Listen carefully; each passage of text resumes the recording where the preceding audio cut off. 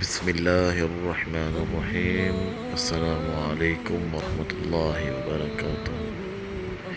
دن بھر میں کسی بھی وقت یہ 4 کلمات ضرور پڑھیں۔ استغفر اللہ 50 سے زیادہ مرتبہ۔ نبی کریم صلی اللہ علیہ وسلم ایک دن میں 70 سے 100 مرتبہ استغفار کیا کرتے تھے۔ لا حول ولا قوت الا باللہ 30 سے زیادہ مرتبہ۔ یہ جنت کے خزانوں میں سے ہے۔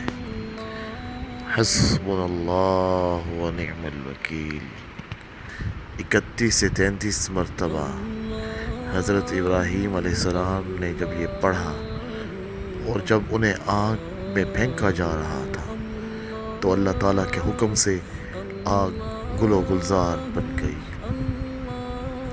یا حی یا قیوم برحمتک استغیث 20 سے 22 مرتبہ۔